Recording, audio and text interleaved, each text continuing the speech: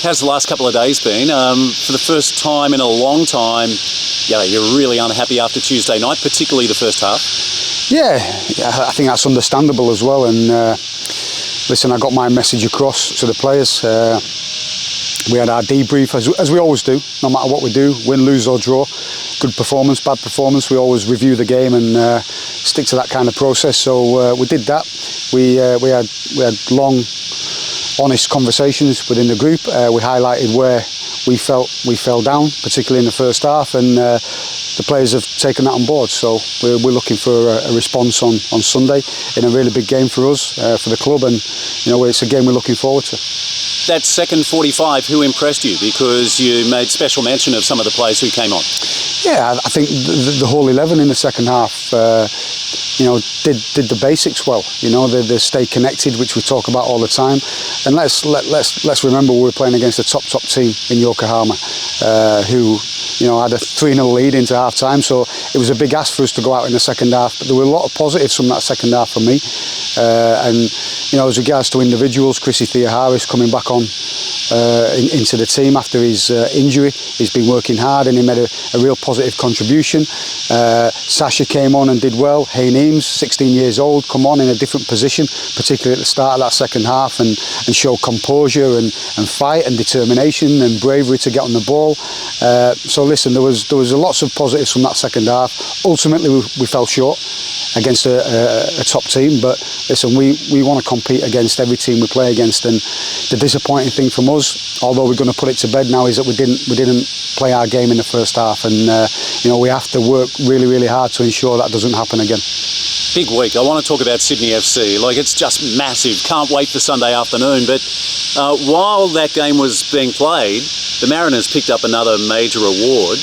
No surprise, Central Coast Team of the Year. And I don't know whether it's been spoken about with you too much, but the award that you won at New South Wales level, where you came out on top of the Penrith Panthers, 4-time premiers in the NRL. So it's pretty special, isn't it? Yeah, and listen, that's credit to everybody at the club. It's credit to everybody at the club. The way we work at the Mariners here is, everybody plays their part towards achieving a goal. And yes, we achieved a magnificent feat last year, winning the treble. 4 trophies if you count the combined one with the women's team as well. So we had a fantastic season for the club, and everybody who was part of that needs to be proud of that. And it's really pleasing for us that we got recognised for that against some top teams, and we're privileged to do that. But like anything, we're living in the here and now. That's what you've got to do. You've got to celebrate the past, of course you do, and the achievements. That's really important. But you've got to think where you are now, and we're in a position now where we want to try and push forward. We want to try and get some more wins on the table, and we want to try and grow our team to where it was last year. And the boys are working really hard for that. The staff are working really hard, and everybody's got their head down and working. And Sunday is a good game for us. It's a good game for us to go and compete against one of the best teams in the league. They have some top players, and we had some good duels last year, so I'm sure the fans are looking forward to it, and so are we. I usually don't like watching too many other teams except the Mariners, but I've been keeping an eye on Sydney FC, knowing that this game is coming up, and their performance in the derby, 4-2, cracker of a game really in the Unite round, and then I watched them fairly closely last night, but I'd love to hear your analysis, because pretty comfortable win last night. They could have scored more goals. Yeah, I think so. And listen, I think they rotated the team last night as well, so they rested a few players. And I think that's fairly smart from the manager to do that, because we know how challenging it is to compete in Asia and also obviously compete in the A-League as well. We know what challenges that brings. So Sydney got themselves into a position where they could rotate. But listen, they've got a fantastic squad. No matter who they bring in, they've got good players on the pitch. They have a real style with how they play. Very aggressive team. We know what they're going to bring to the table. We've experienced that this season already in pre-season. Sometimes we've been successful against it, other times we haven't. And certainly looking at last year as well, we had some really tough games against them, some really close battles. I envisage exactly the same this year. I expect them to bring their high pressure game to us. And again, it's about us having solutions for that and dealing with that type of pressure, but also playing our game as well. Many changes to our squad, or does that's divulged tomorrow morning, I guess? We're working on a few things. Like I said, we're coming off the back of the game where we didn't have the privilege to rotate the team a lot.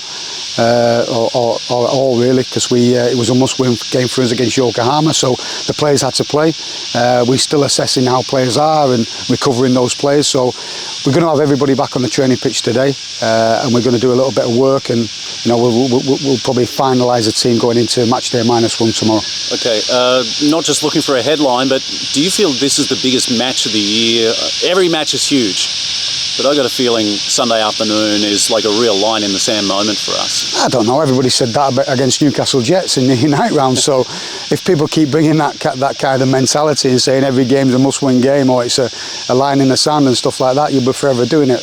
We stick to the process. I said it all last year. I'll say it again now. We go and attack every game with a plan. We want to input how we want to play. We're very respectful of the opposition and what they can bring, and that will be the same case against Sydney, of what they can bring individually and collectively.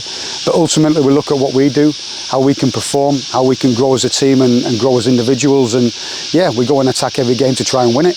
Yeah, nothing changes for us, but I think it's going to be an exciting game for the fans.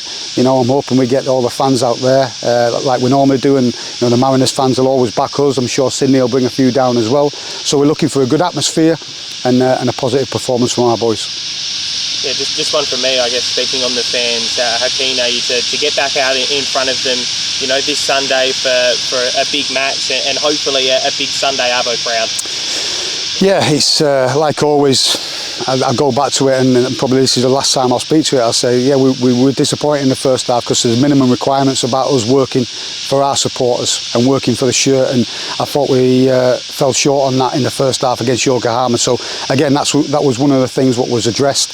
But certainly, when we go out on that pitch, we want to give everything for the team, for our teammates and the supporters as well. And we want that to be on show, and I've made that clear to the boys on Sunday and every game going forward from now on. I shouldn't be having that conversation again with those players, but I'm sure I won't. I've got a good bunch of players. I trust them immensely. They all want to work hard. They all want to get better. So listen, it was uncharacteristic from us in the first half against Yokohama, and I'm sure the players will put it right and show a good performance for our supporters on Sunday. One more quick one. Christian was just here a minute ago along with Will. He's 25 today. Christian seems like he's been in the league for over a decade. And what a dynamic player he is. I thought he was a great acquisition when he first came to the club. Yeah, Chrissy, he's got tremendous attributes, Chrissy, to go to the highest level. He's been over in Germany and experienced that there and then come back. So we're always challenging Chrissy, and Chrissy's one of the players I'm kind of on with a lot and pushing him. He doesn't always appreciate that, but no, he accepts it. He wants to be pushed. We want the best out of him. We want the best for him and all the players. So, as a manager, as coaches, we have to be demanding of our players. And Chris is one of those players who we want to push because we see that potential in him. So, like I said, he had a great impact against Yokohama in the second half without us getting the result. But his individual performance there and his collective work for the team was fantastic. So he'll be pushing hard for a starting place on Sunday, I'm sure.